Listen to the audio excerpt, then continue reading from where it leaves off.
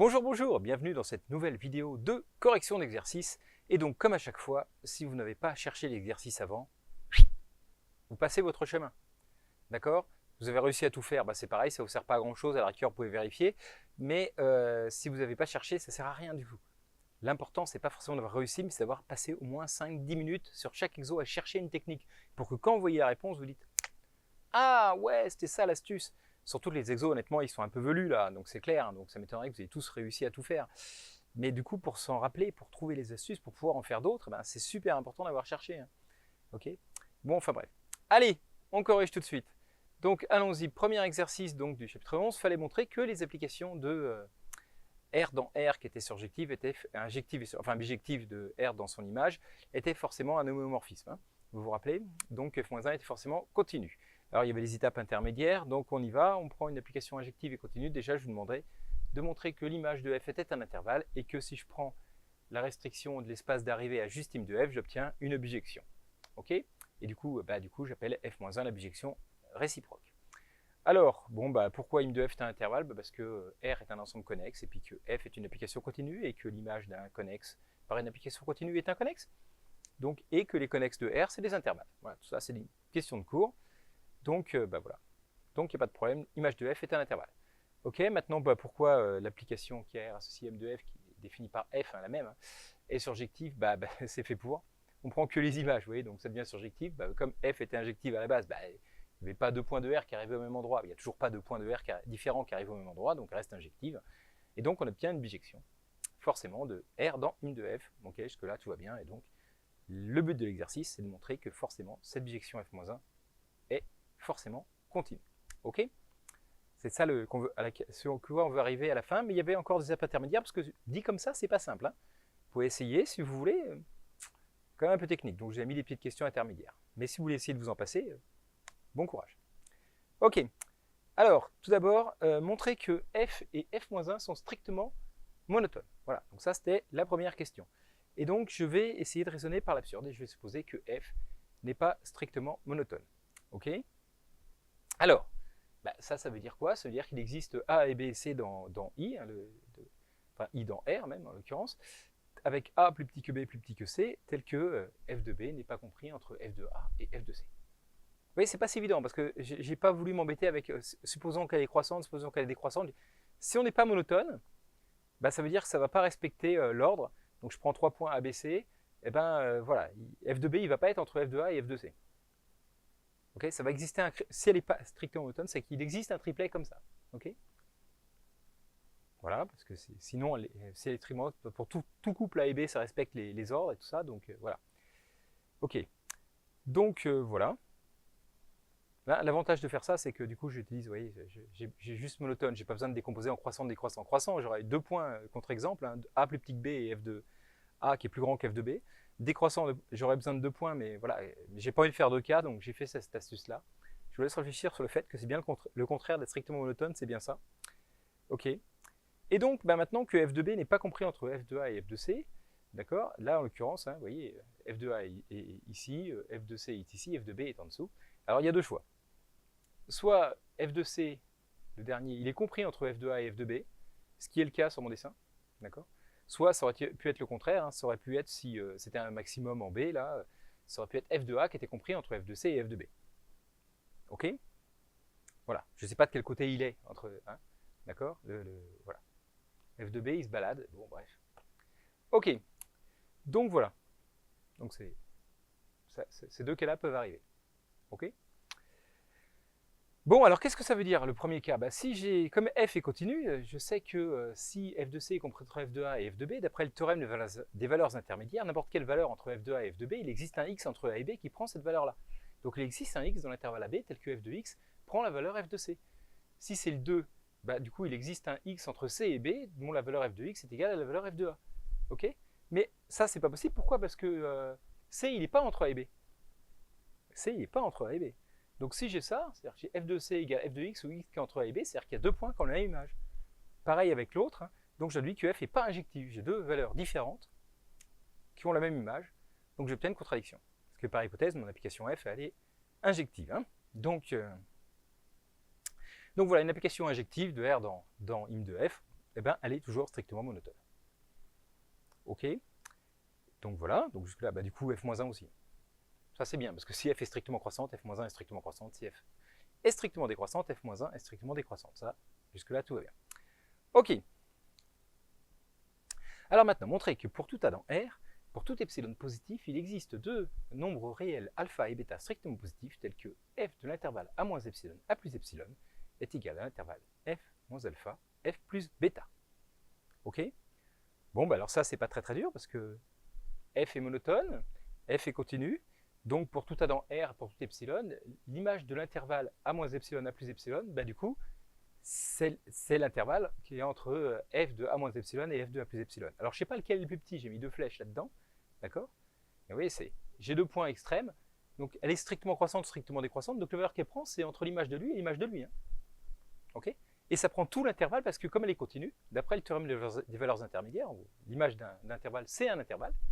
Okay. Donc je sais que les valeurs extrêmes, c'est ces deux-là, je ne sais pas laquelle est la plus petite, donc c'est pour ça que j'ai mis une flèche pour dire, bah, faut mettre la plus petite et ensuite la plus grande. Celle décroissante, il faut inverser, quoi. Mais en tout cas, c'est exactement cet intervalle-là, d'accord. Strictement monotone, chez les valeurs du début et de la fin, bah voilà, l'image, c'est cet intervalle-là. Ok. Très bien, alors maintenant, bah, il suffit de poser f de a moins alpha, la plus petite de ces deux valeurs, f de a plus bêta, la plus grande de ces deux valeurs. J'obtiens bien que alpha et bêta sont strictement positifs, parce que ma fonction est strictement monotone, d'accord. Donc les valeurs sont strictement différentes de f de a, puisque epsilon est strictement positif. Et donc voilà, et donc j'obtiens bien exactement deux nombres alpha strictement positifs, tels que, bah, du coup, f moins epsilon, f a plus epsilon, ça fait f de a moins alpha, f de a plus bêta, c'est fait pour. Ok. Voilà, voilà. Très bien, alors question d'après, en déduire que pour tout A dans R, pour tout epsilon positif, il existe un L delta positif, tel que l'image réciproque de l'intervalle f de a moins delta, f de a plus delta, est inclus dans a moins epsilon, a plus epsilon. Ok. Donc là, l'image que j'avais de cet intervalle-là, c'était f de a moins alpha, f de a plus bêta. Bah, du coup, je prends delta le plus petit entre alpha et bêta, qui étaient tous les deux strictement positifs. Et du coup, j'obtiens que l'intervalle f de a moins delta, f de a plus delta, il est bien inclus dans f de a moins alpha, f de a plus bêta.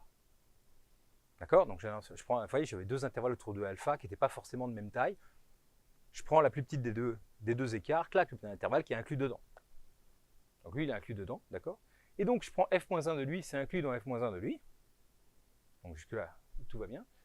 Et eh ben, f-1 de lui, c'est a moins epsilon, a plus epsilon. Hein, parce que f-1 de f de lui, alors ça, je vous rappelle, c'était la question d'avant. Hein. C'était f de cet intervalle a moins epsilon, a plus epsilon, c'était lui. Et donc, comme la fonction f est bijective, f-1 de f d'un ensemble, c'est cet ensemble. Okay. Et donc, j'obtiens bien que f-1 de cet intervalle-là est inclus là-dedans. Ok, c'est que des manipulations sur les ensembles. On dit dire que f-1 est continu. Alors là, on va appliquer en fait la formule qui est ici, qu'on vient de trouver là, à B, un B dans im de f quelconque, et à A égale f-1 de B. D'accord. J'ai montré que f-1 est continu, donc il faut montrer que la limite de f-1 quand y tend vers B, c'est f-1 de B. Donc, si on le remplace, vous allez voir, ça va marcher tout seul. Donc, on vient de montrer que quel que soit epsilon positif, il existait un delta positif, tel que f-1 de, alors regardez bien, c'était de f de a moins delta, f de a plus delta. Mais si je prends a égale f-1 de b, c'est-à-dire qu'f de a, c'est b. Donc f-1 de b moins delta, b plus delta, c'est inclus dans a moins epsilon, a plus epsilon, mais a c'est f-1 de b, donc dans f-1 de b moins epsilon, f-1 de b plus epsilon. Et donc ça veut dire, regardez bien, hein, ça veut dire exactement ça, c'est-à-dire que si je prends, quel que soit epsilon, si je mets un intervalle très proche là autour de f-1 de b, il existe un delta strictement positif tel que l'image par f-1 de cet intervalle b moins delta, b plus delta, soit inclus dans l'intervalle f-1 de b de epsilon, f-1 de b plus epsilon. Ça veut dire que la limite de f-1 quand x tend vers b, c'est f-1 de b. Et donc ça veut dire exactement que f-1 est continu en b. Voilà, voilà, pas si simple. Hein. Et donc ça c'est vrai pour n'importe quel b dans im de f. Donc f-1 est continu en tous ces points, donc f-1 est continu. Fantastique, non? Et voilà. Alors, correction de l'exercice 12.2 maintenant.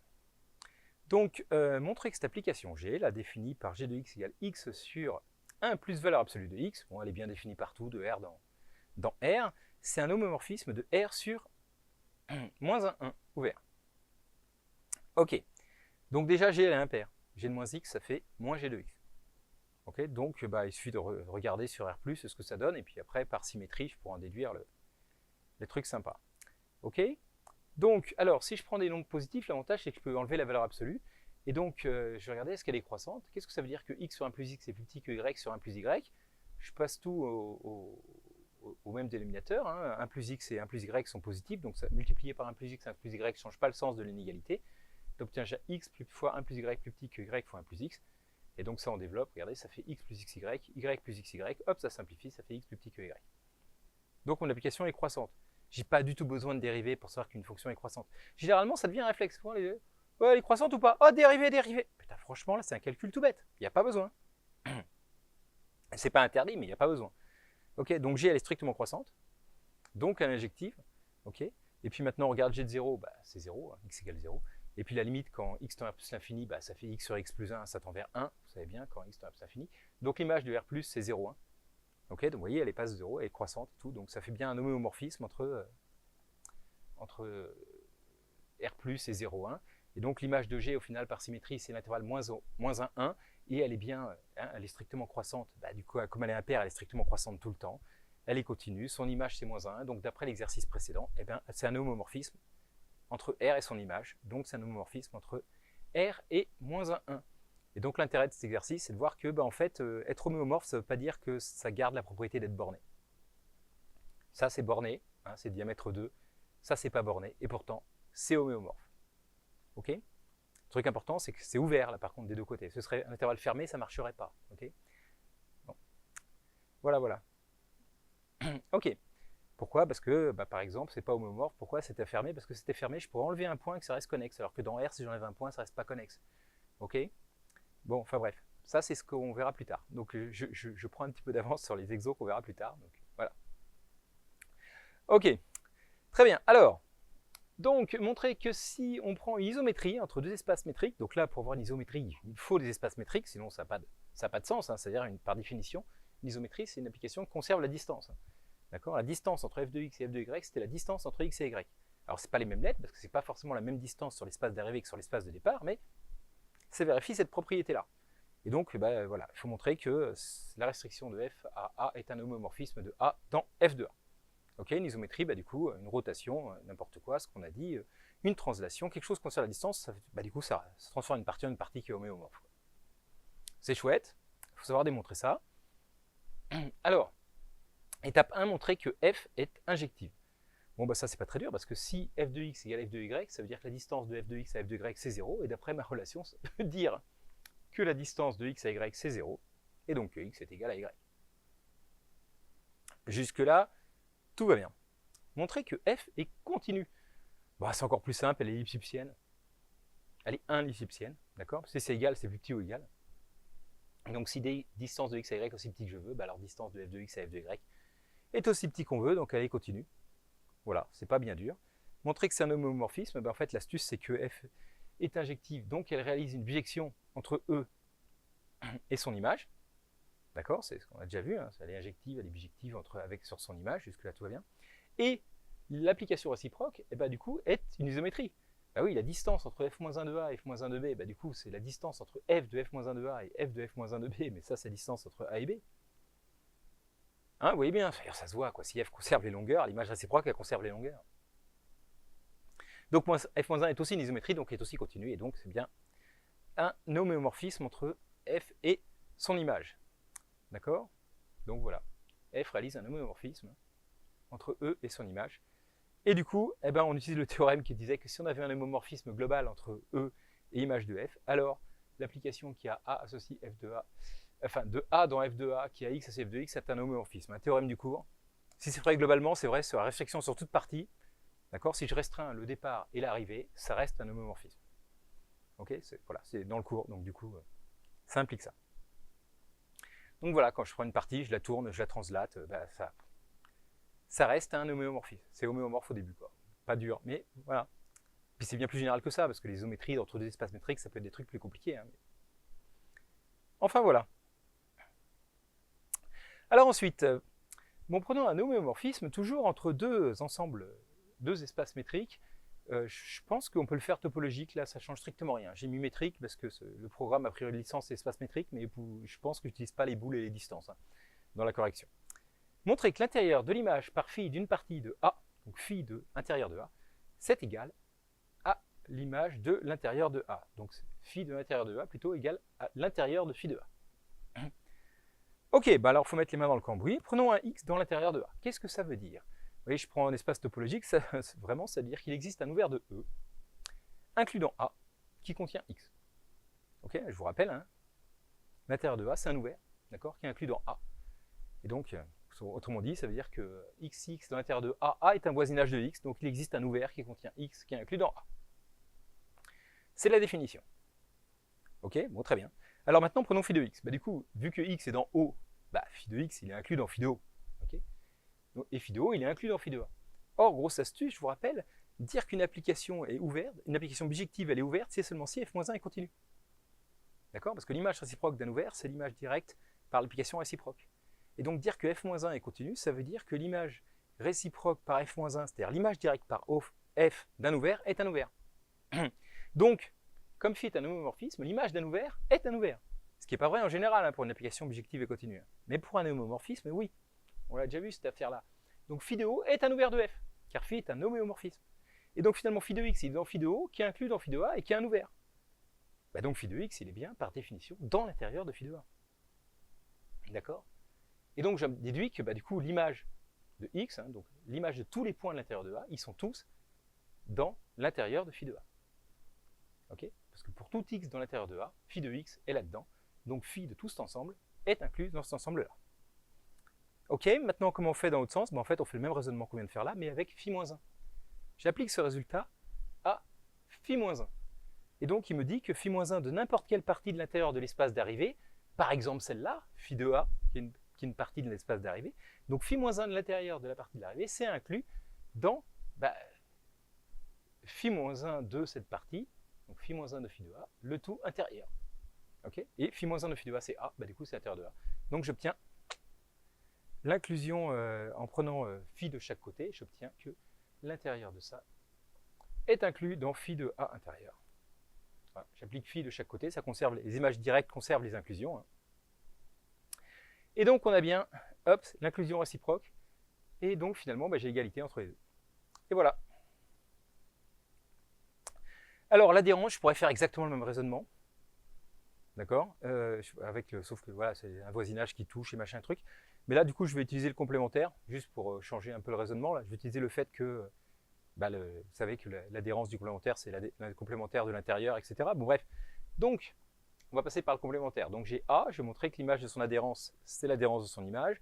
J'appelle B le complémentaire de A dans E. Ok. Donc, je sais que A bar, c'est l'adhérence de complémentaire de B. Donc, c'est E privé de B, le tout bar. Et ça, je sais que c'est le complémentaire de l'intérieur de B. Ok. Or, comme phi est bijective, l'image du complémentaire d'une partie, c'est le complémentaire de son image. D'accord? Donc l'image du complémentaire de B intérieur, c'est le complémentaire de l'image de B intérieur. Jusque-là, tout va bien. Et donc, en résumé, phi de A bar, c'est phi de ce truc-là, et phi de ce truc-là, c'est ce truc-là. Ok? Donc, phi de A bar, c'est... Et phi de B intérieur, je dis la question précédente, c'est phi de B, le tout intérieur. Donc finalement, phi de A bar, c'est bien égal à f privé de phi de B, le tout intérieur. Or, le complémentaire de l'intérieur d'une partie, d'accord, c'est l'adhérence du complémentaire. Donc, c'est l'adhérence de f privé de phi de B. OK? Et comme phi est bijectif, f de phi de B, c'est exactement l'image du complémentaire de B. Donc, c'est f de phi de B, de E privé de B, c'est phi de E privé de B, et donc c'est phi de A. Et donc, finalement, je remplace phi de A bar, c'est phi de A, le tout bar. Ok? Et voilà. Bien, des petites manipulations, ça théorie des ensembles comme ça, c'est toujours bien pour se chauffer, quoi. Voilà, j'espère que ça va vous aider. Hein. Vous avez, voilà, à manipuler ce genre de choses. C'est toujours sympa. Très bien, c'est tout pour l'exercice de ce chapitre. Voilà, il manque encore des outils pour faire des exos rigolos, mais rassurez-vous, ça arrive dans le chapitre 12, les exos sont bien plus fun. Allez, ciao, ciao et à bientôt. Hop là, et merci encore une fois à tous les sympathiques jeunes gens qui donnent des sous sur Tipeee, ça fait toujours autant plaisir. Il y en a de plus en plus, donc voilà. J'espère que la liste va continuer à s'allonger, et les couleurs vont continuer à changer, parce que je vous rappelle que le but du jeu, c'est d'arriver au rouge.